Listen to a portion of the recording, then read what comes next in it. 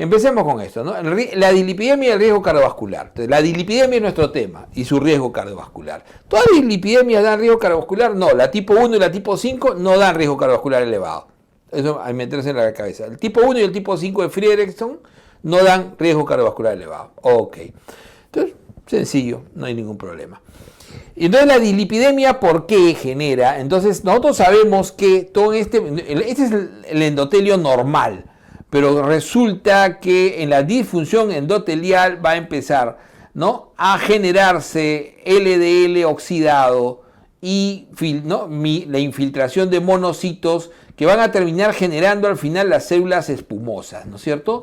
Y todo un proceso inflamatorio y de depósito de placas de colesterol, esta migración que va a ir progresivamente hasta que la placa se comience a desestabilizar por su tamaño y termine generando un infarto de miocardio o lo que puede suceder también un infarto a nivel cerebral. Entonces, tromboformación en minutos.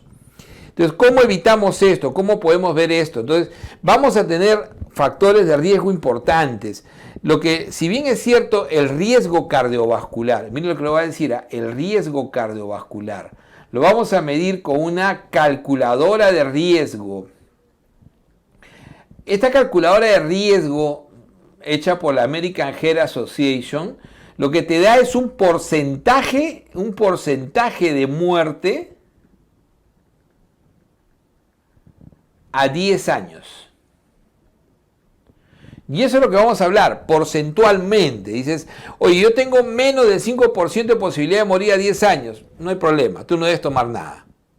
De 5 a 7.5, a 7.4, hay que ver qué riesgos tienes. De 7.5 a 20, recórcholes, ahí yo sí te recomendaría que tomes de todas maneras, mira los riesgos adicionales, además de la calculadora es para ver la mortalidad. Y más de 20 ni hablar, incluso de alta intensidad. ¿Se van a dar cuenta? De eso vamos a hablar. Entonces, ¿cuáles son esos riesgos adicionales, esos factores que aumentan el riesgo? O sea, yo ya calculé, tengo mi porcentual de cómo puede ser mi mortalidad, ¿no? ¿Cómo puede ser mi mortalidad? Eso, incluso acuérdense que esa calculadora de riesgo ve etnia, ve ejercicio, ve todo, ¿ya? Y ahora vuelvo a ver y busco los grandes factores que aumentan el riesgo. Entonces, lo primero es lo familiar siempre, ¿no es cierto? Historia familiar de enfermedad cardiovascular prematura. ¿Qué significa prematuro? Un varón, ¿no? Tu papá antes de los 55 años, tu hermano, o tu papá antes de los 55 años, tu mamá o tu hermana antes de los 65 años. Eso es prematuro. Eso es prematuro.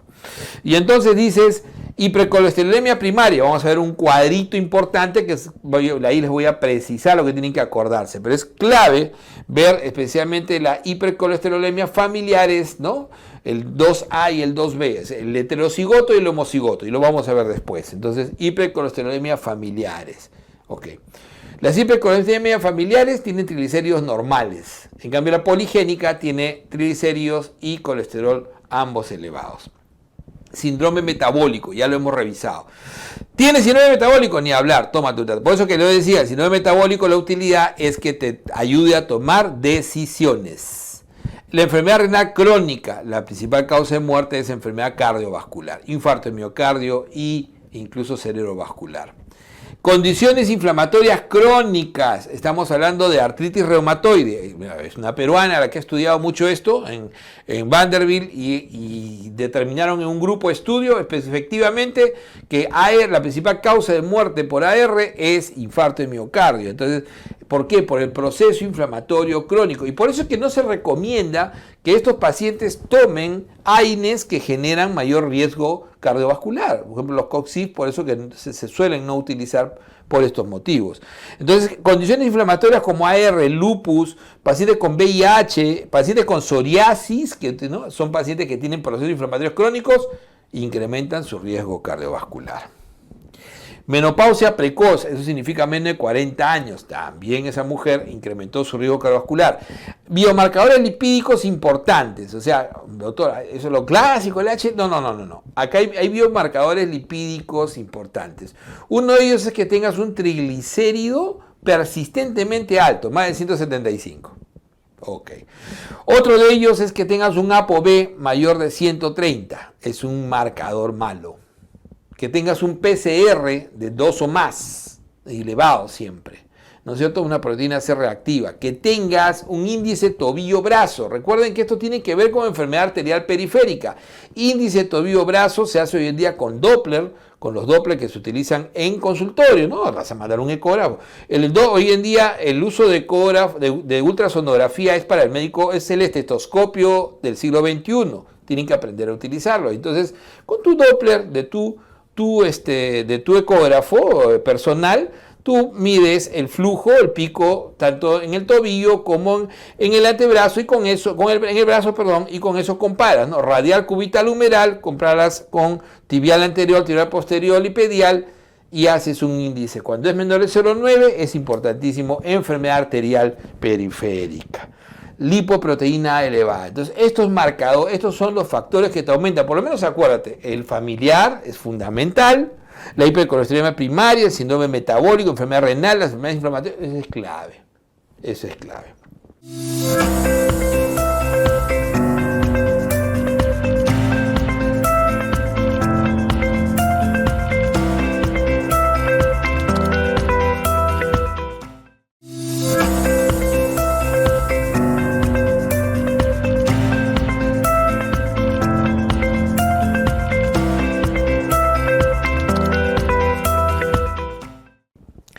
Y entonces estas hipercolesterolemias primarias han comenzado a preguntar. Entonces veamos datos acá interesantes. Entonces la clasificación de hiperlipoproteinemias de Fredrickson, ¿okay? Te dicen que van del 1 al 5. La 1 y la 5 no las voy a incluir porque son aquellos que no tienen riesgo cardiovascular. Entonces veamos ahí los clásicos, ¿no? ¿Cuál es el desorden? La hipercolesterolemia familiar puede ser, es la 2A y 2B, ¿no? La hipercolesterolemia familiar 2A puede ser heterocigota u homocigota. ¿Cuál es más frecuente? La heterocigota, por eso que está en amarillo. Esta es la más frecuente, la que hay que acordarse. Pero de frente, en la pregunta que hicieron alguna vez, dijeron simplemente hipercolesterolemia familiar, es heterocigota. ¿Y qué tiene? Tiene un elevado colesterol entre 190, acuérdense que cuando es más de 190, definitivamente hay que darle tratamiento, ya sin pensarlo, ojos cerrados. Más de 190 LDL muy tan elevados, más de 190, entonces hay que darle tratamiento, sí o sí, y lo más probable es que sea una hiperlipoproteinemia familiar, no primaria. Entonces, pero cuando está más de 500, ese es homocigoto. Ahí está la diferencia. Y tu triglicérido es normal. Ahí está la clave. Eso es lo que te dice que es una hipercolesterolemia familiar. Te va a formar los famosos xantomas tendíneos y tuberosos, sobre todo, ¿no? Sobre todo en talón de Aquiles, santelasma y enfermedad cardiovascular prematura. O sea, estos xantomas tendíneos, especialmente en el tendón de Aquiles y tuberosos, los antelasmas, esto es lo frecuente. Esto de acá no hay que olvidarse. Es de tipo autosómica dominante y tiene que ver básicamente con alteración en los receptores de LDL. Alteración en los receptores de LDL. Este es el tipo 2A, heterocigoto. El homocigoto es más raro, no lo van a preguntar nunca. Es más raro, pero si te pusieran... Tú dices, colesterol mayor de 500 con triglicérido normal. Ah, ese es la hipercolesterolemia familiar, pero de tipo homocigota. De tipo homocigota. Y es muy severa, ¿no? Es muy severa y extensa, los xantomas, la aterosclerosis, una xantomatosis extensa. Es muy rara, se ve 1 en 1 millón y también es autosómico dominante. Entonces, ahí va en la referencia. Este es el que pueden preguntar y ya lo han preguntado. Tenemos la hiperlipidemia familiar combinada, la 2B, también no es rara, es 1 a 2%. Y aquí tienes elevado tanto colesterol total y triglicéridos. Tienes elevados ambos, colesterol total y triglicéridos. Vas a tener enfermedad cardiovascular prematura también y santelasmas. Esta es la hiperlipidemia familiar combinada tipo, llamada así, 2B. ¿Ok? Y de ahí viene la poligénica, la hipercolesterolemia poligénica donde más del 25% de la población puede tenerlo, y es elevado el colesterol y LDL, pero va solamente entre 130 y 250. Recuerda que el que tiene 400, 380, 400, ese es el familiar, la hipercolesterolemia familiar. Y la poligénica está entre 130 y 250, no supera los 250. Ambos tienen triglicéridos normal. Y acá básicamente no hay santoma, no hay santelasma, lo que hay es enfermedad cardiovascular prematura. Este es el gran grupo poblacional que tiene enfermedad cardiovascular clásica, enfermedad coronaria, ¿ok? Que no tienen una enfermedad familiar típica, no tienen estas hipercolesterolemias familiares que hay que diferenciar. Entonces, estas son las que tienen que conocer. También existe, obviamente, la disbeta-lipoproteinemia, ¿no? 1 en 5.000, es autosómico recesivo, eleva también ambos y tiene santomas tuberoeruptivos palmares, y también está la hiperapolipoproteinemia, que también es más rara, ¿no es cierto? Pero lo que tienes que acordarte son la hipercolesterolemia familiar, va entre 190 y 450 el colesterol LDL y normal triglicéridos, los santomas tendinosos y tuberosos. Y diferenciarlo de la hiperlipidemia familiar combinada, que sí tiene ambos. Cuando tiene ambos es la familiar combinada. En cambio, la poligénica solamente es bajo, hasta máximo 250. Mecanismos. Entonces, los mecanismos son el defecto en el receptor de LDL o ApoB, también ha sido motivo de pregunta, es justamente la tipo 2A y 2B, o sea, la hipercolesterolemia familiar y la hiperlipidemia familiar, o sea, las familiares están acá.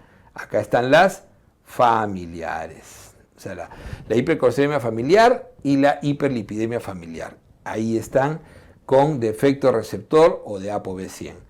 Mientras que el defecto en ApoE es la 3, que es la disbeta-lipoproteinemia, más raro. Entonces, este es el mecanismo que tengo que acordarme en la clasificación de las hiperlipoproteinemias primarias. Y entonces, ¿cómo voy a manejar esto? El manejo de LDL y estatinas. Entonces, doctor, voy a manejar triglicéridos, no se ha demostrado y no es una indicación todavía perentoria el uso de el manejo de la hipertrigliceridemia con fibratos, sea gemfibrosilo, ciprofibrato, fenofibrato, no está definido en los pacientes para disminuir riesgo cardiovascular, porque los estudios no han demostrado que disminuya riesgo cardiovascular como sí lo hace la estatina. Entonces el tratamiento pasa básicamente por estatina. ¿Cuándo voy a utilizar fibratos para bajar triglicéridos, doctor? Cuando tenga una hipertrigliceridemia severa, mayor de 1000 o de 880, dependiendo de si uso milimol o miligramos. ¿Se dan cuenta? Entonces, en las severas que pasan de 1000, por el riesgo de pancreatitis, es cuando doy tratamiento con fibratos. ¿Ok? Eso que quede claro. Entonces, no hay necesidad de utilizar fibratos para disminuir el riesgo cardiovascular. Se utiliza para el riesgo de pancreatitis por hipertrigliceridemia severa, más de 1000. Entonces, el manejo es netamente con estatinas, que ya las hemos revisado, ¿no? El tipo de fármaco, la estatina es un fármaco que disminuye la formación de nuestro colesterol endógeno. Y entonces, ¿qué tipo de paciente vamos a manejar? El paciente que tiene un LDL mayor de 190, ese paciente típicamente lo primero que pienso es que es una hiperlipoproteinemia familiar, ¿no es cierto? Ese es lo primero que pienso, que puede ser una hiperlipoproteinemia familiar. Entonces el paciente siempre va a utilizar alta intensidad. ¿Qué significa alta intensidad? Ahora lo vamos a ver. Pues, ¿no? Alta intensidad solamente puede ser o atorvastatina o rosuvastatina, después vamos a ver en qué dosis, y evaluar la posibilidad de asociarlo incluso a aspirina. Todos los pacientes que tienen más de 190 definitivamente se van a beneficiar. O sea, ¿no? Así que eso hay que tener en cuenta. Generalmente se dice que la edad rango para dar esos tratamientos son de 40 a 75 años. Después de los 75 años hay que evaluar costo-beneficio. ¿Qué pasa si el paciente tiene un riesgo cardiovascular hallado en la calculadora en forma precisa, más del 20%. Uy, ese también es grave. Más del 20%, o sea, tienes uno de cada 5 se van a morir a 10 años. Ese paciente que está entre 40 y 75 años debe utilizar de alta intensidad. Entonces, alta intensidad, mayor de 20%. Yo les decía que con la calculadora de riesgo, entre 40 y 75 años, si yo tengo menos del 5%, estoy tranquilo. Eso es lo normal. Entre 5 y 7.4 tendría que ver cuántos factores adicionales tengo. Pero si tengo entre 7,5 y 20% y tengo algún factor de los que he visto al principio, ¿se acuerdan? Historia familiar, enfermedad, síndrome metabólico, enfermedad crónica inflamatoria, ¿no? O es una mujer con menopausia precoz, o tengo un valor de triglicéridos demasiado persistentemente elevados, un PCR elevado persistente, entonces tendría que pensarlo bien y darle de moderada intensidad, entre 7,5 y 20%. Entonces se le da de moderada intensidad en ese grupo. Todos los diabéticos deben utilizar estatinas. La única rareza es aquel diabético que tuviera menos de 70 como prevención primaria, estamos hablando. Todo esto es prevención primaria hasta ahora, prevención primaria. Significa que no han tenido todavía ni infarto, ni enfermedad cerebrovascular, ni enfermedad arterial periférica. Todo es prevención primaria. Los diabéticos mayores de 40 años con riesgo cardiovascular, todos deben usar estatinas. Si tienen más de 7,5, alta intensidad. Y si es menor de 7,5, moderada intensidad. Pero todos deben utilizar estatinas, los diabéticos. Ahora, ahí quedó las indicaciones de prevención primaria. Entonces, prevención primaria, LDL mayor de 190. Riesgo cardiovascular mayor de 20%. Riesgo cardiovascular de 7,5 a 20%, pero con un riesgo añadido. Todos los diabéticos. Por lo menos eso tengo que acordarme. Y de ahí viene la prevención secundaria. Yo sé que todos los pacientes con prevención, que ya han tenido infarto o enfermedad cerebrovascular van a usar estatinas, pero de moderada intensidad si es mayor de 75 y con la diferencia de que si es menor de 75, de menor de 75, de alta intensidad. ¿Qué significa la intensidad? Significa que la estatina de moderada intensidad va a ser, por ejemplo, la atorvastatina de 10 a 20 miligramos al día o la rosuvastatina de 5 a 10 miligramos. También puedo utilizar de moderada intensidad, porque está en petitorio, aunque en el mundo se usa menos, simvastatina. No hay otro útil, ¿eh? La simvastatina de 20 a 40 también es útil como moderada intensidad. La simvastatina. Atorva de 10 a 20, rosu de 5 a 10. Y cuando dice de alta intensidad, significa atorva de 40 a 80 y rosu de 20 a 40.